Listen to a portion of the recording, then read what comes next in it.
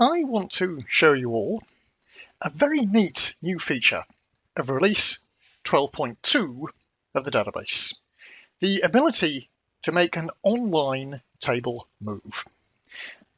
Here I am connected to my 12c release 2 database, just using the demonstration schema Scott. And I can move a table. This is the syntax that I'm sure you're all familiar with.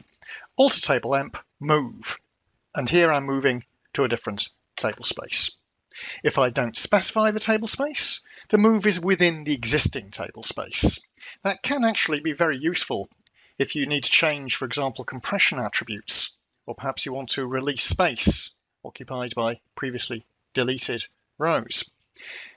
And this move command has been around for a long time, but it has severe drawbacks. First, the table is locked for the duration of the move. Of course, my emp table moved so quickly you wouldn't even notice, but if it's a table of many gigabytes, that's a lot of downtime. But it gets worse. What about doing subsequent DML? For example, delete from emp, any row at all. I can't do it. In effect, the table is locked forever as a result of that move.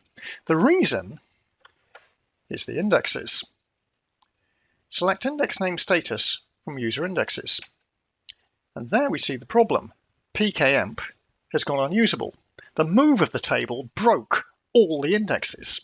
So any DML that hits an index is blocked, and any select statements will be forced to use table scans now, until I rebuild all the indexes.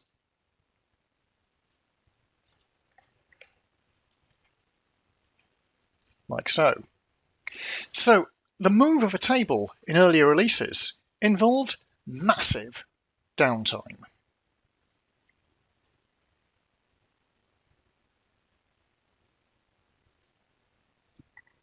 But this is release 12.2. Take a look at this syntax.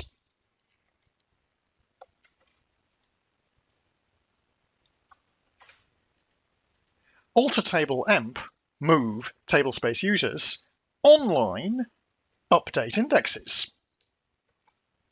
The move goes through, and trust me, the table was available for use while the move was in progress.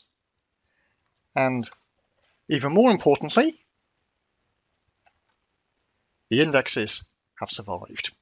So throughout the entire move operation, which might take hours, the table remains available for use and the indexes remain usable.